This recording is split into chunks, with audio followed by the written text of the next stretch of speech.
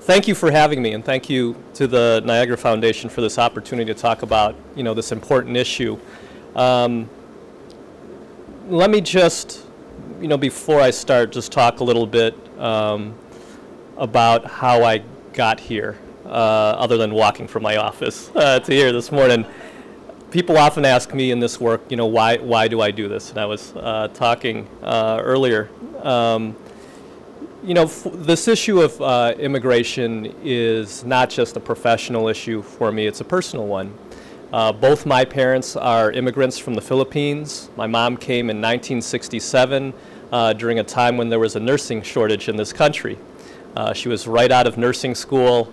At the time, my parents, they were dating. They're from the same small town in the northern part of the Philippines. And she said to him, if you really love me, you'll find a way to get to America, but I've got dreams, and I'm going there. It took a year later for my dad to finally get a visa to come here in '68. They got married in '69, and 9 months later, I was part of the family.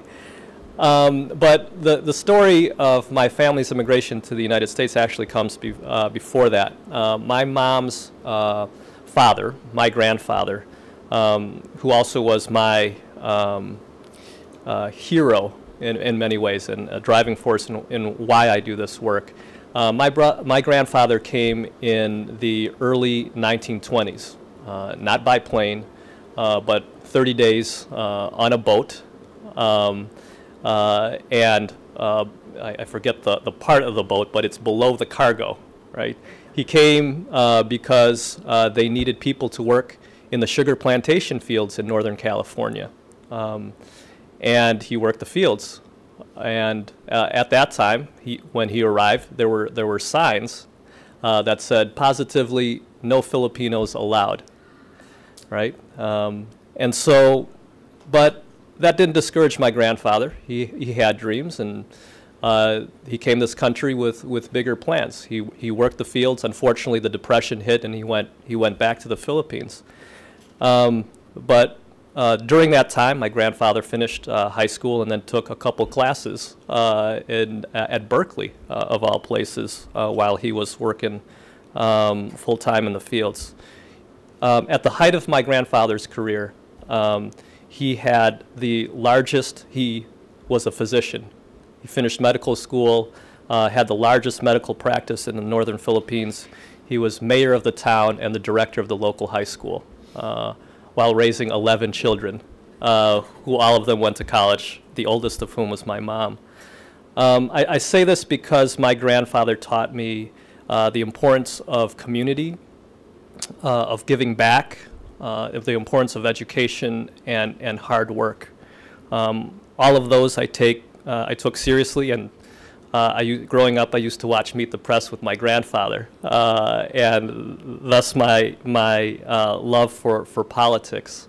So all of those things kind of formed my early years, trying to figure out as a Filipino American, born in this country, trying to navigate the space of the world of my parents and the values that they brought here from the Philippines, and American culture, and not exactly fitting in either place fully, right? When I went to school, I didn't look like many of the kids that I went to school with, certainly didn't see teachers or people in positions of power that looked like me.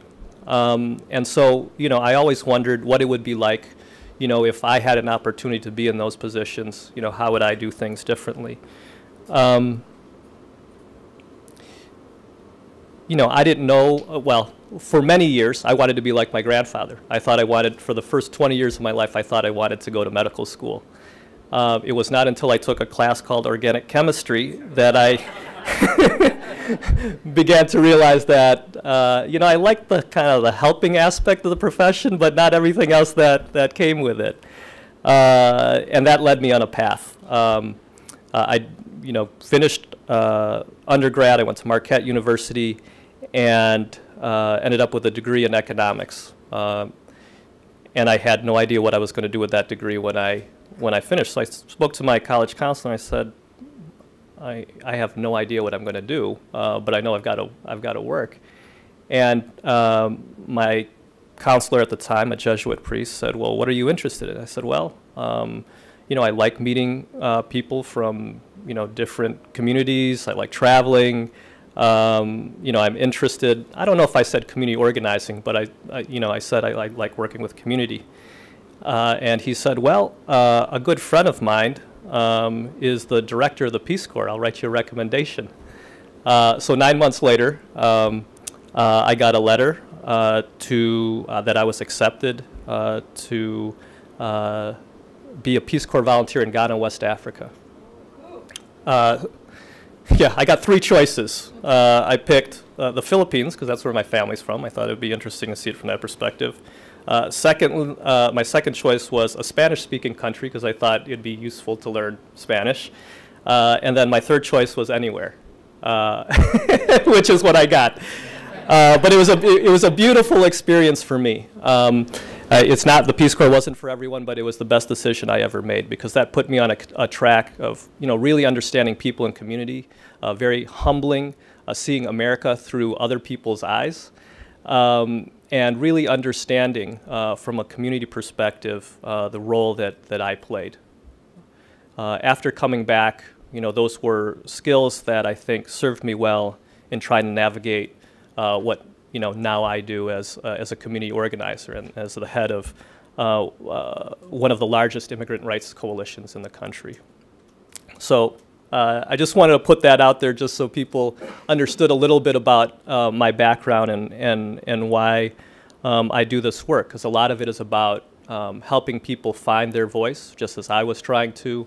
You know, for me, you know, I truly believe that immigrants today come for the same reasons that earlier generations of immigrants came, for a better life for themselves and their families.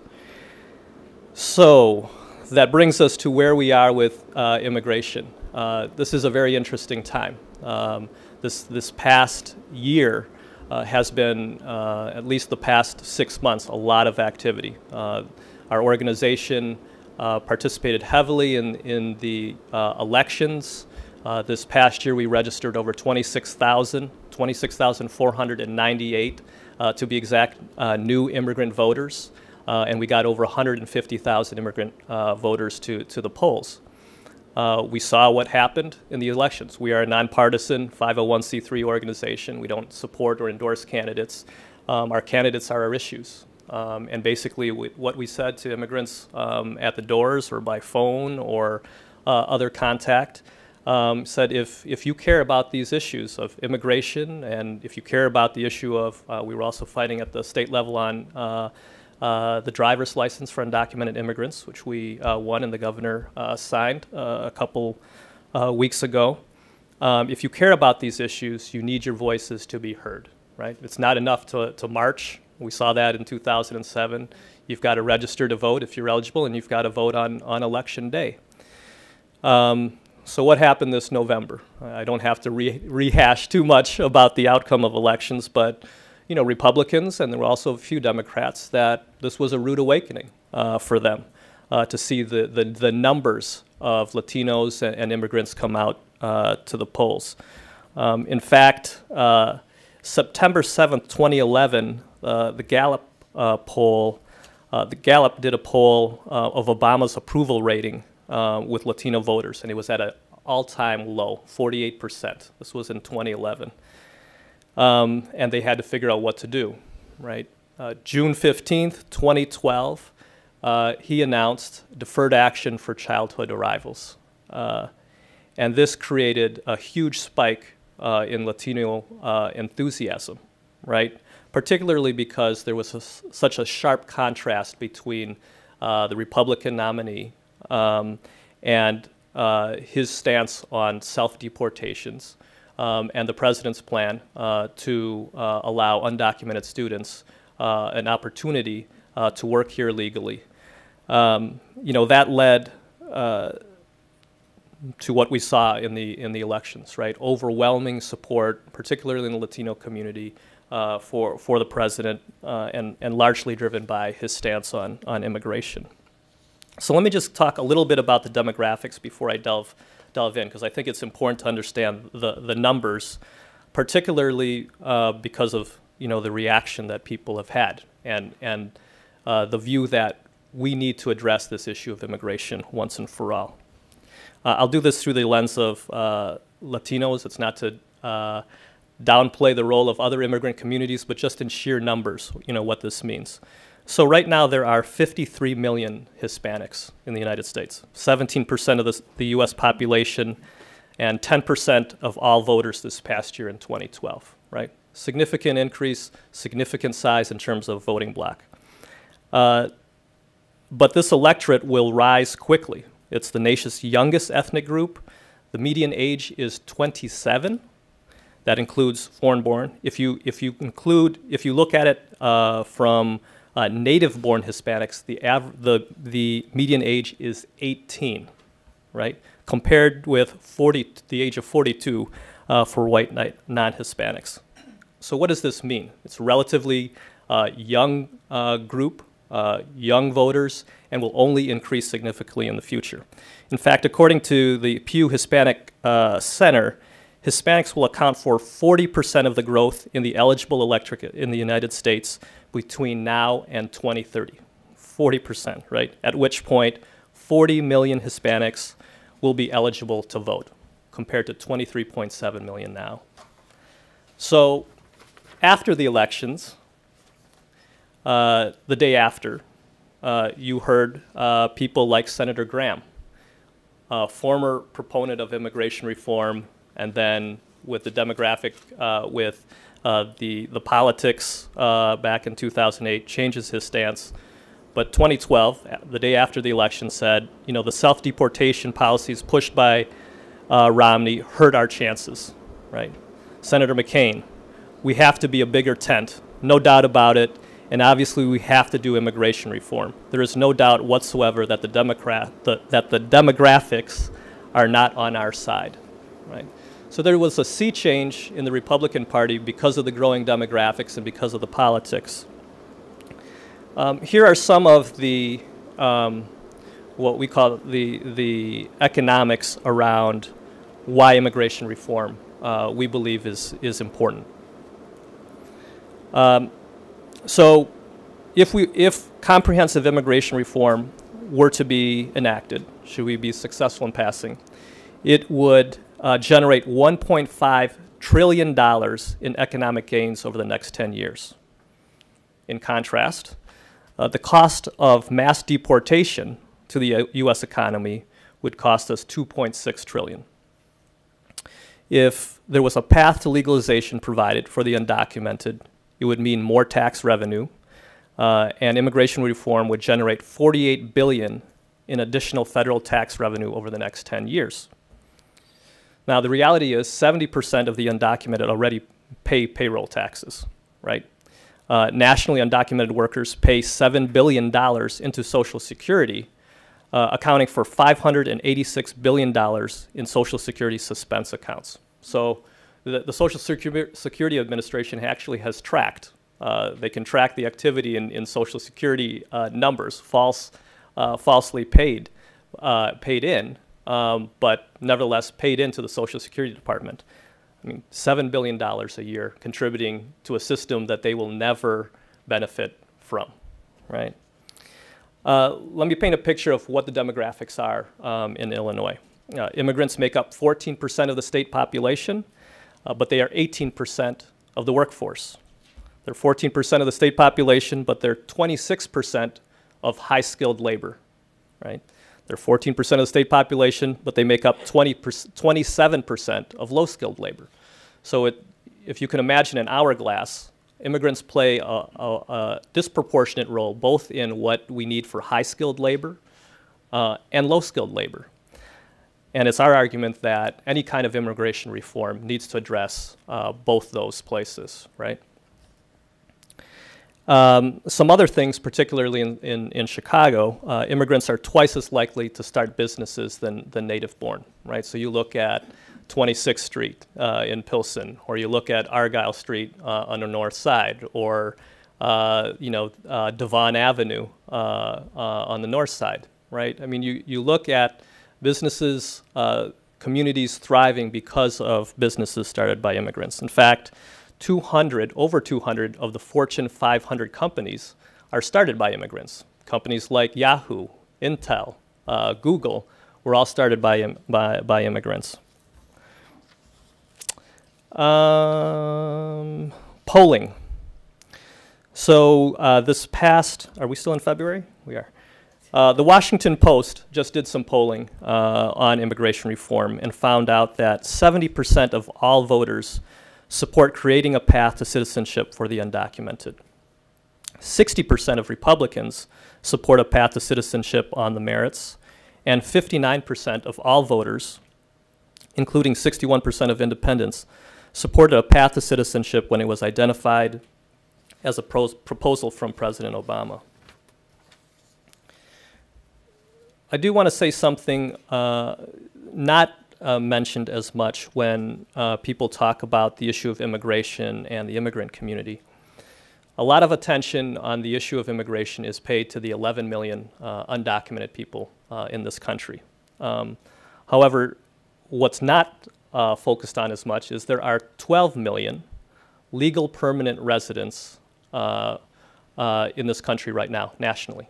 Of that 12 million, over 8 million are eligible to become citizens right now, today, right? So what are we doing as a country to promote citizenship for those people? You know, people who could take the next step, become citizens, and be, you know, further engaged in our communities. In Illinois, just to break down that national number, there are roughly 1.7 million immigrants, 14% of the state population. If you broke it down by status, there's roughly 500,000, 550,000 that are undocumented.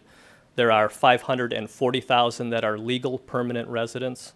And then there's another 700,000 that have been naturalized. Of that 540,000 that are legal permanent residents, there are some 351,000 that are also eligible to become citizens right now, but for whatever reason have not taken that next step. Part of it we've found out is the cost of citizenship. There have been 2 reports, one of which we helped to commission last week that showed that the price of a citizenship application has priced out many people. And our argument is, you know, citizenship shouldn't be something that's just afforded to the rich that can afford it. But historically, the price of citizenship has gone up significantly. So let me talk about the actual plans right now. So we saw both the Senate, what they call the Senate Gang of 8, 4 Republicans and 4 Democrats that have put forward a proposal. The president as well has put forward his own proposal. And then we saw this past week that USA Today, they were leaked a copy of the president's bill. We haven't had a chance to digest all the specifics. However, I will mention that if you compare the principles of both, there are many things that are similar, right? Both proposals would require some form of background check. They would require people to pay taxes from the period of time that they were here, pay a fine, learn English. They would get a provisional lawful status and work authorization, and they would have to go what people call to the back of the line, right? So for people who have been waiting in line patiently for their turn, folks who are here undocumented would go to the back of that line before they would be processed. In addition, both the President and the Senate proposals create a different path for what's called the Dreamers, right? Undocumented youth that were brought here at a young age by their parents. In both the proposals by the Senate and the President, they would not have to wait in line. They would have a different, separate line for them for their application to be processed.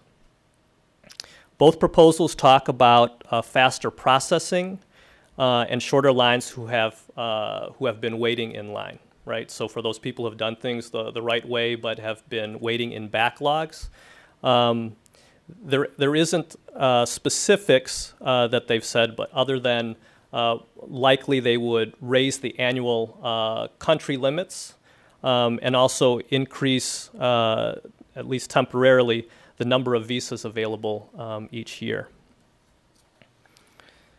Enforcement. So this is, as much politics as policy. Both proposals talk about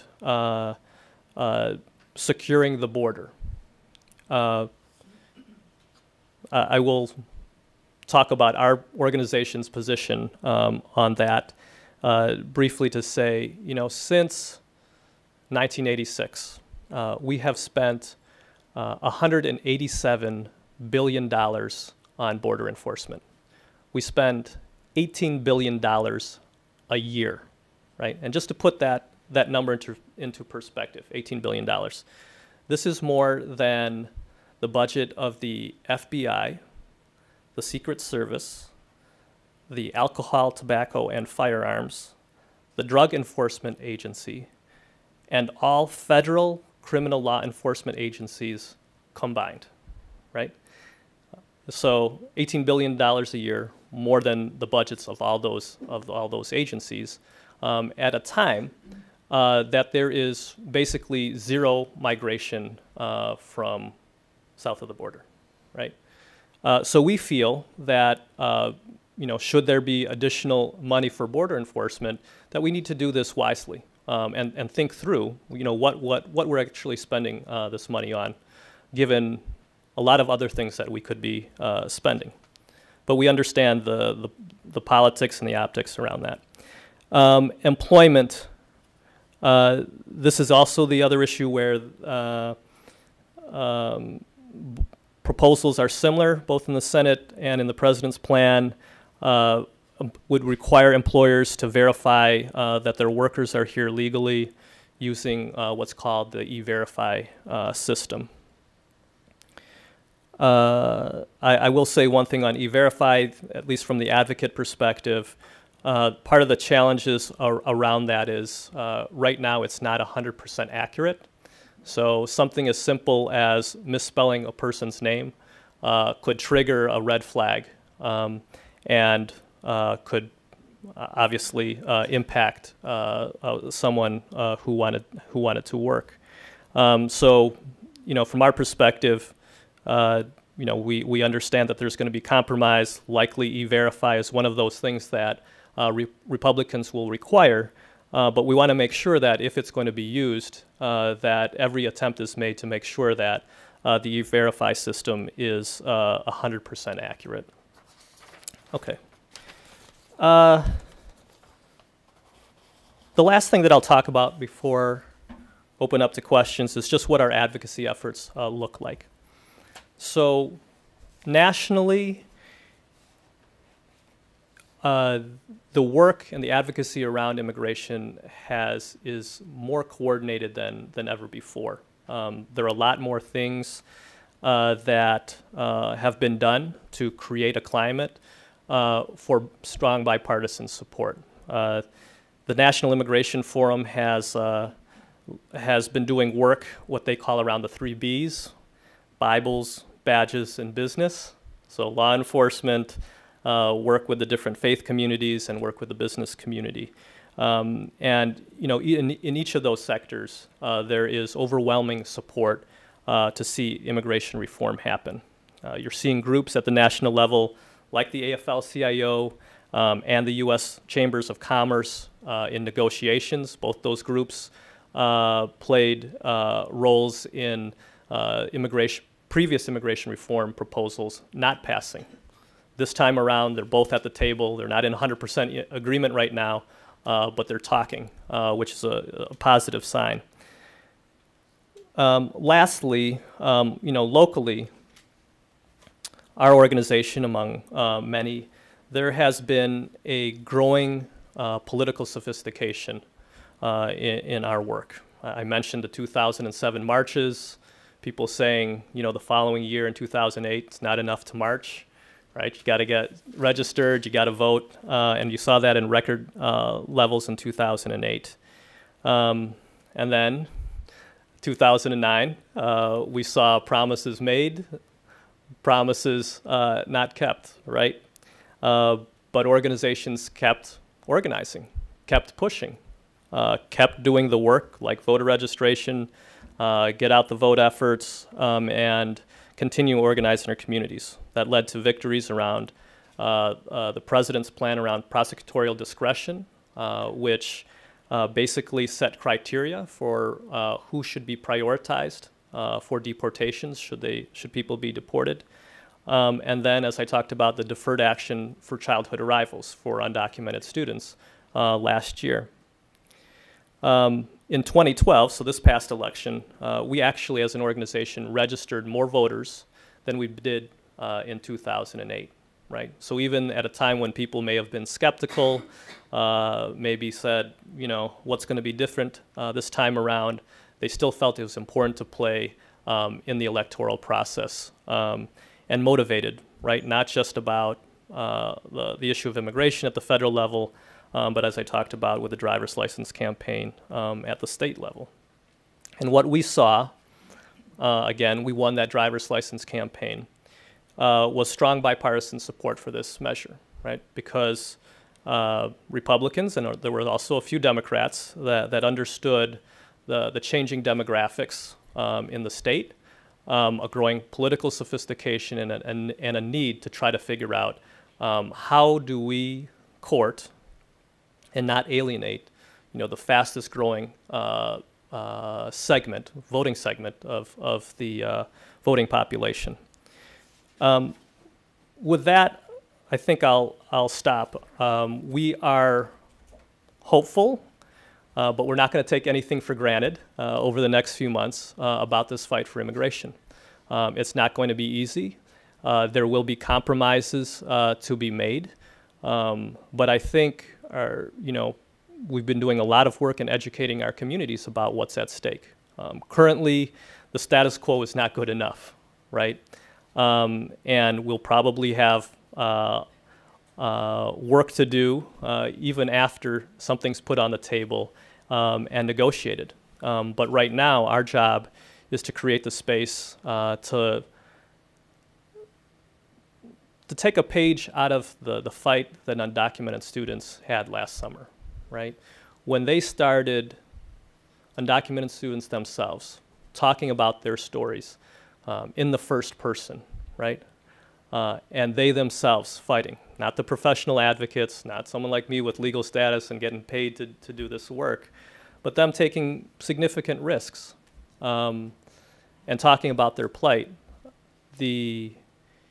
Something changed in terms of the hearts and minds of Middle America. That's the challenge that we have in these next few months ahead, and really the story of our campaign of talking about families and raising the stories of families, of why they came here, why citizenship means so much to them, and why they want and aspire to be Americans just like the rest of us. So with that, I will stop and entertain any questions. But thank you again for giving me the opportunity to speak. First, I think that the numbers that you gave us, the quantitative data, is very important. I think if America knew more of those numbers, especially the amount of money that is spent on the border, and now that we know that Mexico is doing, the economy is doing very well, people are not coming here, I think that's very, very important that the masses know about that. But my question is, what are some of the drawbacks in terms of reaching to the community? Because I understand that this is a temporary status. How could you deal with the people in terms of telling, come forward and tell us that you're here and go through this process? How are you dealing with that? Well, that's a good question. And I think right now, that's something our organizing efforts are trying to focus on. I think what we've seen with the Senate bipartisan Gang of Eight, to even be part of that negotiating team, there were some bottom lines. For Democrats, the bottom lines were there's got to be a path to citizenship for the 11 million undocumented, right? Second principle in that, we need to make every attempt to keep families together and reunite families that have been separated, whether it's the backlogs or U.S.-born, U.S. children with parents who've been deported. For the Republicans, we need to deal with the border security issue and the issue of verifying the workforce through the E-Verify system, right? So for both Senate, for Democrats and Republicans, these were bottom lines for them to discuss. Okay, to answer your question, what we don't know right now is what exactly this negotiation is going to end up like, right? How long is this path? Is it really going to be a path, or is it going to be an obstacle course? If you listen very carefully to what Senator Rubio is saying, we're not sure if that path actually leads to citizenship, right? So it's a big question for advocates as we're hearing that dialogue. So, people in the community are concerned, one, about, is this really going to be a path that leads to citizenship eventually? There's going to be a lot of education that's going to be needed, right, in whatever the final outcome is. We've seen this with our work around deferred action for childhood arrivals for undocumented students. There was a lot of misinformation put out there in the community about who qualified, who didn't, what is the process, what forms you need. We're going to have to do that again with whatever ends up in the final negotiations. So sorry, long answer, but that's the short of it. Perfect. Thank you. Hi. Thank you for a very interesting Sure. talk. Through the American Jewish Committee, I'm very involved in immigration. So I have several questions for you. I think the figures are something like 52 or 54% of the undocumented are Latino. And everybody else is coming in on airplanes, not over the border. Mm-hmm. And I've always wondered why this information isn't dispersed more to the general public, because I think that would give them a different point of view on this whole thing. Everybody thinks everybody's coming from Mexico. Right. No, that's exactly true. Yeah, roughly approximately half of people who are undocumented actually came here legally, right, and then overstayed visas, right? So the issue of securing the border is actually, for people who came here legally, no matter how big you build a fence, right, that's not going to address that issue. And it's something that we need to talk, in the messaging that doesn't come out enough, right? So you're right. Yeah. Why isn't there more information out there about the private prison situation? Right. Another issue that we've been working on, and we have campaigns around. Yeah, people I think would be shocked, right, to find out just the proliferation of for-profit detention centers. I mean, billions of dollars are being made over detaining immigrants, right? This is similar to what the African American community is dealing with in many levels, and for a lot of people that have been detained, if you've been to a detention center, it does feel like a prison, right? And what people don't realize is for people, if they've crossed the border once or are being in this country undocumented is a civil offense, right? Not a criminal one, and yet the conditions inside these detention centers are in many ways deplorable. While we have substantial reason to be optimistic about there being the possibility or probability, whatever we want to say, of agreement being reached and being able to be passed by the U.S. Senate, It looks like the U.S. House would be a harder nut to crack, if you want to call it that, or a way to get passage. What have you been hearing about it? Any type of comparable, you know, House version of the Gang of Six? In other words, some kind of bipartisan group that's working on this issue, which would be ready, even though they may expect the Senate to act first, as laying the groundwork for some kind of bipartisan support in the House. Right.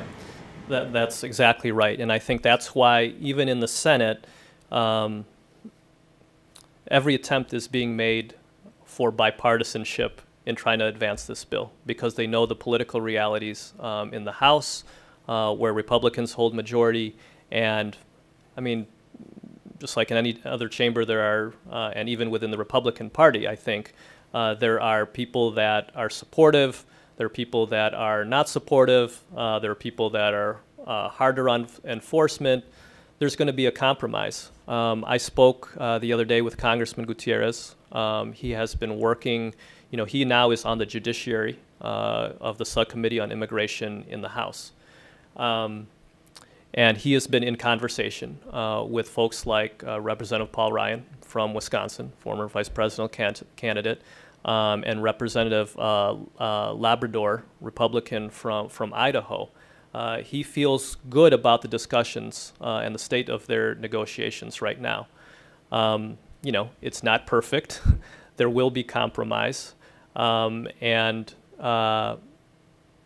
You know, he said at a press conference that we had a couple weeks ago, both Durbin and Congressman Gutierrez, Senator Durbin, that, you know, if they were, you know, betting on this, they said that, you know, the odds were 50-50 right now, which is better than where we've been last times around. And, you know, the fact that, you know, Congressman Gutierrez is talking with Representative Ryan is a good sign. Lawrence, you talked about compromises a couple times. Can you sort of describe what some of those compromises might look like? And of those compromises, which would be like dead on arrival and sort of a non-negotiable as far as your organization is concerned?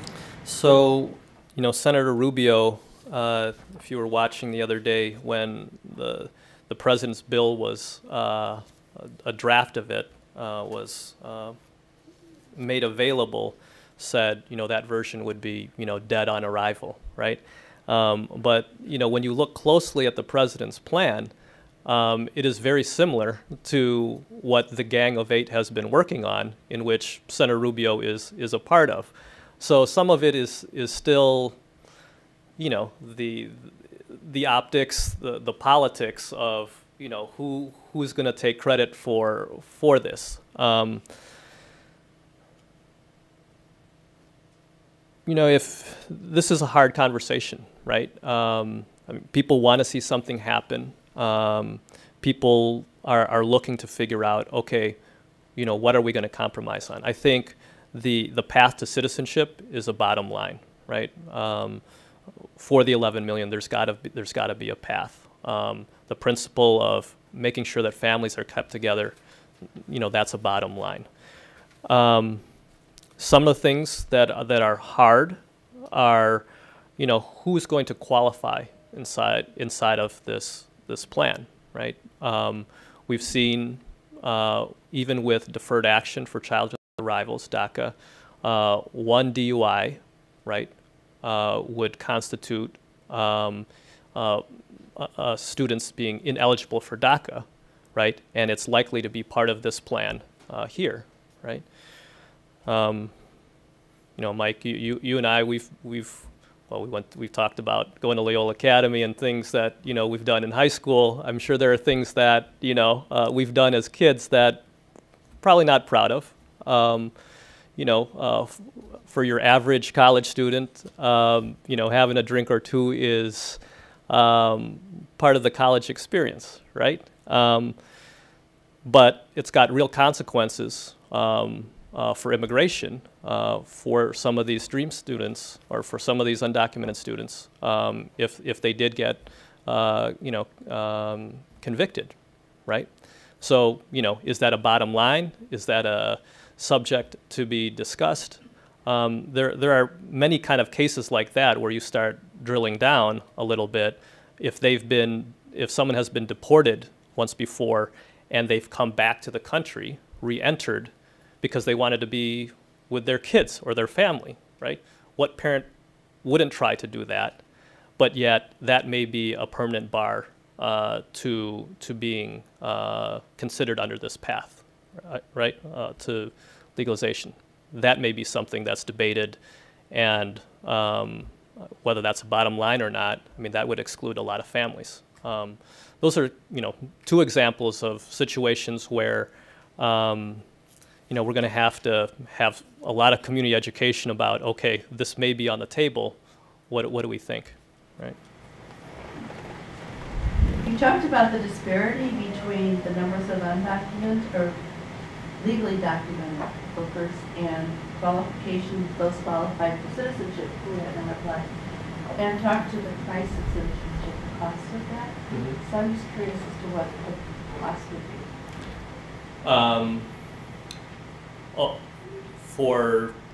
If immigration reform happens and what right happens now. Right now, Yeah. the cost. Do we have an attorney room? I believe it's $685. Yeah.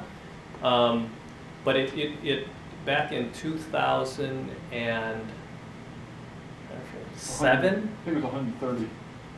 Yeah, it increased like threefold, right? It tripled. Part of the 2 years ago, increased like double. yeah. And so it's hard because it is family of 5. They won't That's be right. able to do it. I work for the Office of the Attorney General, and I get a lot of phone calls, and I feel bad for these people because they don't have the money. Yeah, in often situations, it's not just about the individual application. It's about if they're applying on behalf of themselves and their spouse and their 3 kids, then the culmination of those fees, it becomes unreachable. Part of the challenge is the United States Citizenship and Information Services is the only government agency that is not provided funding from the federal government. So for that agency to run, it is run on the fees charged by the applicants, right? So it's fee-driven. No other agency is like that, but that's what drives the issue of cost, right? Well, then in terms of being in the United States as legally as a documented worker, whatever the status is, and the cost of applying for citizenship, is it just the financial burden that's keeping people back, or are the benefits of citizenship not sufficient, should we say, to drive them to save the money to do that? Or are you talking about someone who is undocumented? I think you said that there were 12 million legally documented, but Yep. 8 are eligible for citizenship. Right. Yeah. So it's quite a... What's taking them? Yeah. Yeah. So for some, it's the issue of their English isn't good enough right now. Part of it is, and a good example is here in the state of Illinois, there are waiting lists for English classes at community colleges, right, and a number of community-based organizations. So there isn't enough funding or resources available for people to learn English. They want to. That's the ticket to upward mobility in the job and workplace.